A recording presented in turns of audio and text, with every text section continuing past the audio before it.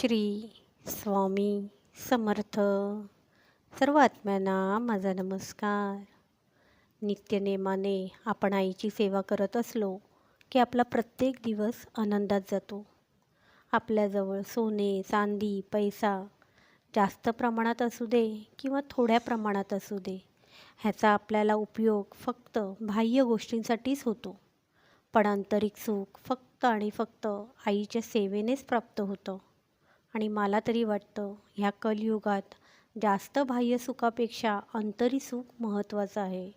म्हणूनच आपण सर्वांनी आपल्या बाह्य गोष्टींसाठी कर्म करताना आईची सेवा करणे, दीनदुबळ्या लोकांना सहाय्य करणे, ज्यांना आपली गरज आहे त्यांना मदत करणे, अशी कर्म केली तर आपल्याला आंतरिक सुख, समाधान नक्की लाभेल.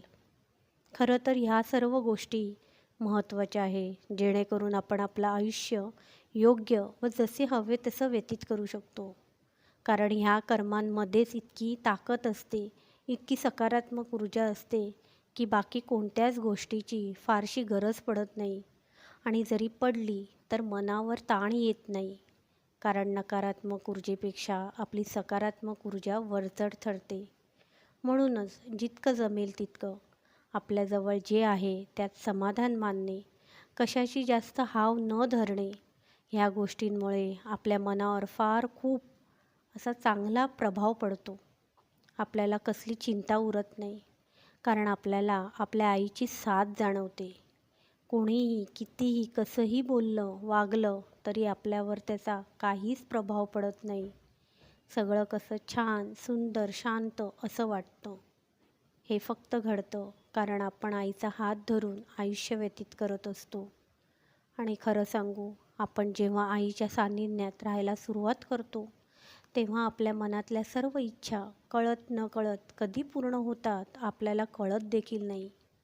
पण आता त्या गोष्टींचा फारसा मोह राहत नाही, कारण आपण पूर्णपणे आईच्या नामात लीन झालेलो असतो.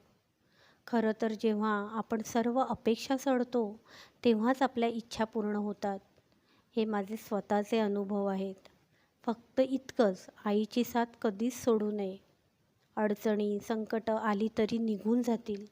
आपले भोग आहेत संपतील, पण जेव्हा आपण आपल्या आईचा हात घट्ट धरून आयुष्य व्यतीत करू तेव्हाच. म्हणूनच आईवर विश्वास ठेवा. आई आपल्या लेकरांना कधीच एकटं सोडत नाही. आपणच आपल्या मोहामुळे, अहंकारामुळे आईला सोडून जातो आणि स्वतःवर संकटे ओढवून घेतो. आईची साथ असली, आईचा हात धरला की कोणत्याच नकारात्मक ऊर्जा आपल्याजवळ भटकू शकत नाही.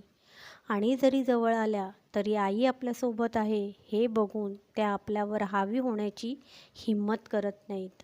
श्री स्वामी समर्थ.